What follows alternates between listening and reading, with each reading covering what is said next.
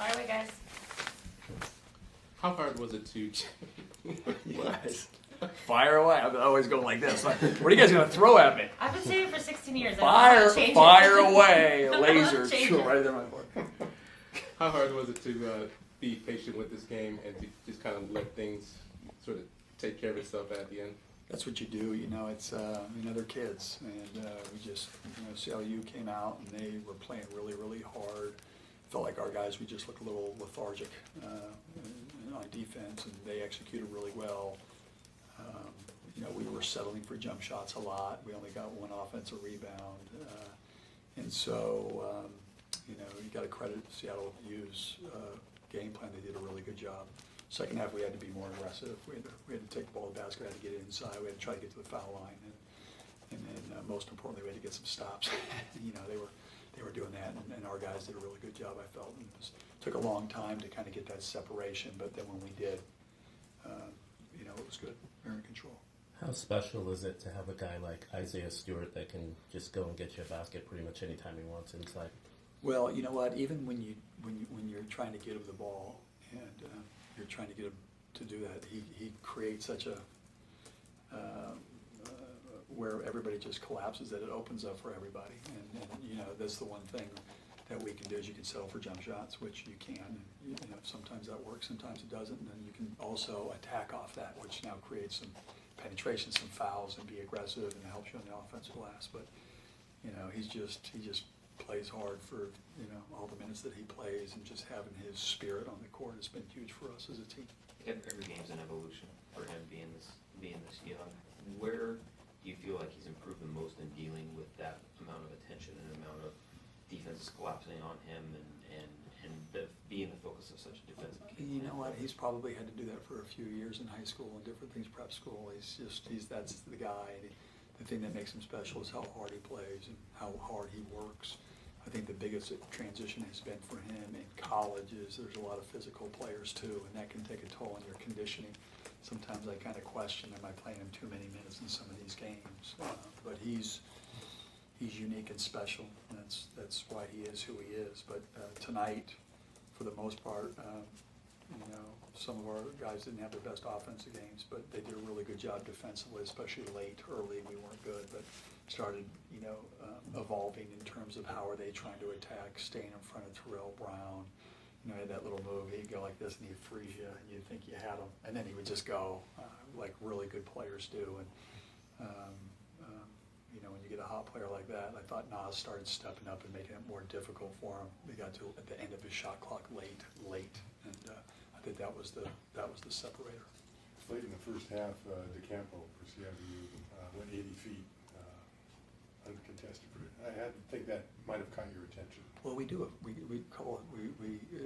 try to have a defense where we try to put a bigger guy on Brown, and Quade was supposed to. It was a lapse. Quade was supposed to pick up the king. He was like, I got Brown. Well, we just told you to get Brown, and then he went, and he looked like he was what was that called, the Spanish. What are they? Matador. He did. Oh, man, did you like that? That was a good Matador. He. But that kind of just seemed how that whole first half was. And that happened late, but. We just, the key to defense in a lot of ways is just being disciplined and staying in front of your guy. And, their whole offense is predicated on the Aloha, which is a great offense. It's all dribble penetration. And so those guys are trained to do what? Go downhill, get to a spot, and the guys circle behind and they pass it. It's very hard defense to defend, but we were trying to do some trickery, and the trickery didn't work so well. I've got a trivia question. Sure. I've seen guys change numbers from season to season, but you had one change one right in the middle of a season. Yeah. What happened there? Yeah, he just came in and he said he wanted to be number 0, and he said, "Do you have any complaints about that?" We said, "No." So nothing of significance. Why was it significant to him? You know what? I didn't even ask him. I It's just his said, favorite I just number. go like this. He just asked me. I said, "I don't have a problem with it. If you want it." I didn't say why. Is it open? Did a recruit have it? Whatever it was, but. You'd have to ask him. I don't know. Is anything going on with Brian or Marcus? Brian today was had they thought he might have the flu, and so didn't want him to be around Team Marcus, we're gonna redshirt. Is Did you, 11 like, offensive rebounds a concern, giving up 11? Yeah, you know what, I felt like, okay, so what happens in teams is when they space you out, when you play a team that you're trying to take away the three and they've got 5 guys on the court, a lot of times the center's going out here, and so there's a lot of long shots equal long rebounds, and we did a really poor job of 5 guys coming. You know, it was like the leaking, it was guys running out, and something that we've been focusing on in practice, and that's where we knew, I knew in our minds, like we just weren't there to the level that you have to play against a team like that. And in the last, I think it was the last 10 minutes, we out-rebounded them by 15. So it was finally like all of a sudden, like, you know, it's like you're a psychiatrist and you're at the end and all of a sudden like snap or whatever, you hypnotist, and all of a sudden they just, you know, Isaiah started rebounding, Jade Mack started rebounding, we started holding them to 1 shot, which was huge. They got a lot of second shots where they got another 20 seconds on the clock. We've definitely got to eliminate that. So are you in good shape going to Hawaii? You'd probably go in there as the favorite because you're the only ranked team in that field. Yeah, rankings, all these stuff. It's really about matching up to certain types of teams and styles. I think there's going to be great games, great challenge.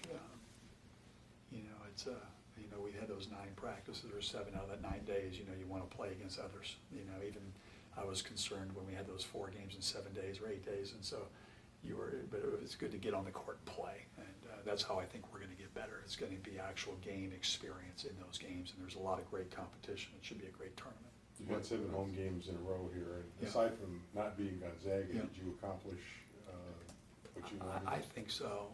Our fans have been incredible. Like even tonight, I thought it got loud for us. The support that we got up until the Gonzaga game, I thought was awesome. So I applaud the Dog Pack and our fans for coming out. You know, it's obviously you want to be undefeated at home. You want to protect the house.